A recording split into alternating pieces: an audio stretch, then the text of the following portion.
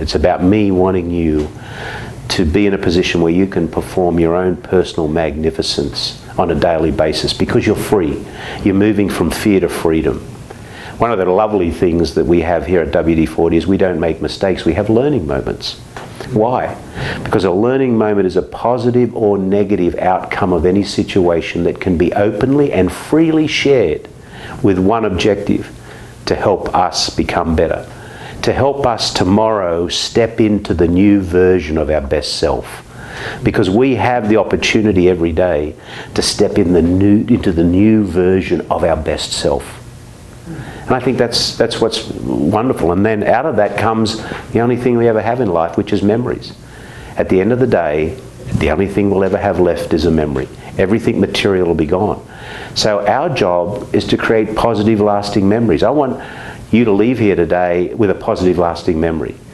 I will leave here today with a positive, lasting memory because you've come to visit me. Why? Because I would have learned something from you. You would have given me something that I didn't have before. And I hope I'd give you the same.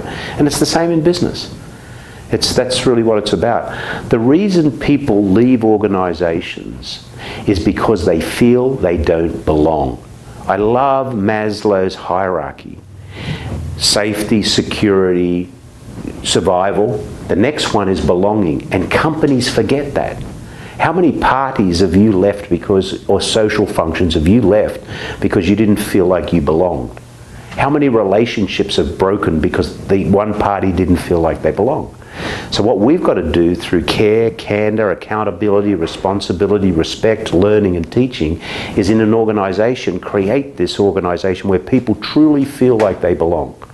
When they belong, they will find meaning in their work. So it's not about being happy, it's being meaningful. So once they're creating meaning in their work, the work becomes more meaningful to them. They feel like they make a contribution to life. They do great work.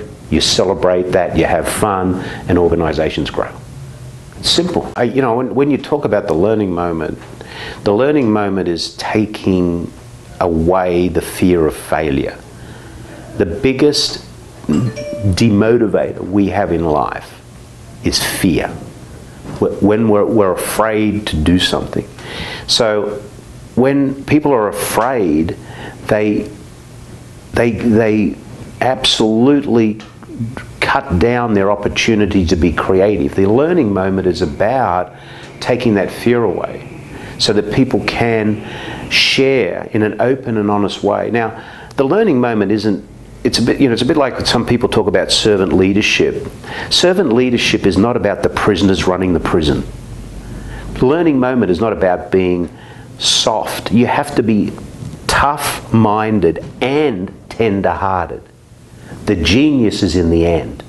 So how do you get that balance between a toughness and a tenderness that allows people to not only learn but to benefit from that learning by taking that learning into something new?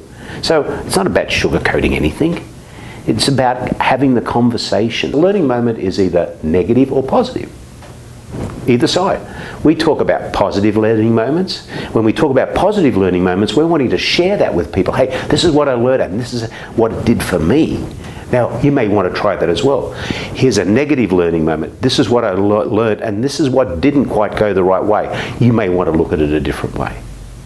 And that's what I think is important. We talked a minute ago about belonging. We all know how terrible it feels when we don't think we belong anywhere, when we feel lost, lonely. Think of all those words that are really bad, about bad feelings: lost, lonely, unappreciated. All of that. That's how people feel when they don't belong. And how do you behave like that? You become run down, depressed. Life hasn't got a meaning. But when you belong, hey, you're welcome here. Hey, you make a difference here. Hey, we can help you be better here. People want to come to work. Or, firstly, you've got to realize it's not about you. Leadership is not about me. It's about how I'm here to enable others. And how am I here to create an environment where people feel comfortable, where they don't feel threatened, where they don't feel fearful, where there's a security. One of the ways you do it too is you make sure that the values in the organisation are put around people as a protective shield. And the values, well, values are the written reminders of the acceptable behaviours in an organisation that are there to protect the people within it and enable them to make decisions. Our number one value at WD-40 is we value doing the right thing. Now immediately that puts a protective shield around people because they can freely ask a question. Is that the right thing to do? The number two value is we value creating positive, lasting memories in all of our relationships. So if we're at a meeting or we're in a gathering or we're in some sort of discussion where there's depressive, aggressive behaviour that's uncalled for, instead of saying you're acting like a jerk, I can say, I'm not sure, Mark, whether that's going to be a really positive, lasting memory when we leave here. So maybe we can approach that a different way. So, you know, you get a set of values that put this playground or this field around people that says, I can play here and I can be safe, because they want to be safe. Then vision is very important. What our vision is to create positive, lasting memories, solving problems in factories and homes of the world. That, I didn't say our vision was to stop squeaks. We're in the problem-solving business. But we want to create memories. And then people feed us back those memories because our products do wow things, makes people feel good. They want to belong to WD-40 because they know an interaction with someone's going to be that person telling them how our products made them a hero, and that person's going to feel good about it. So belonging, memories, you know, it's not rocket science. But the other way that leaders have got to do this is perpetual in nature. This is a 24/7, 365 day a year leadership challenge. When we put on the badge of leadership every morning, we take on the responsibility of other people. We as leaders have no right to, by our actions, mess up other people's lives. They do enough to mess up their own life. We as leaders need to take that extremely seriously. Extremely seriously. And too many leaders out there, through their overinflated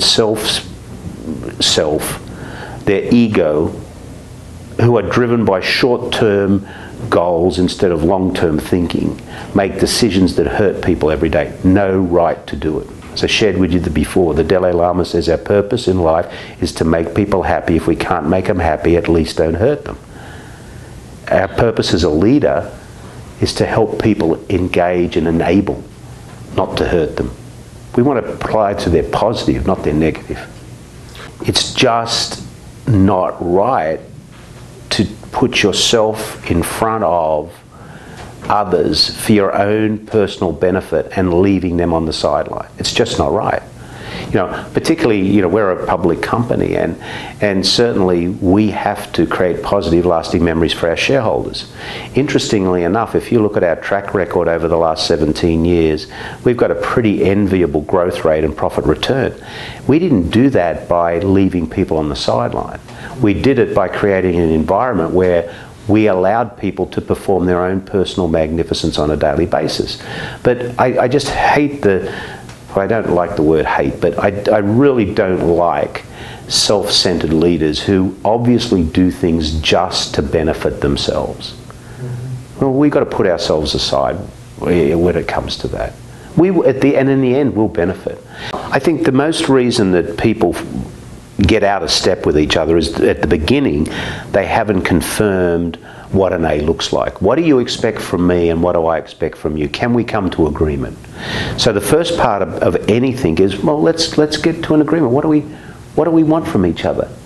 Now we're in a position to be able to help each other get there, instead of arriving at a destination and saying you let me down or I let you down because your anticipation of what I was going to deliver and vice versa was different, and then we get into a confrontation about, well, no, I didn't, yes, I did.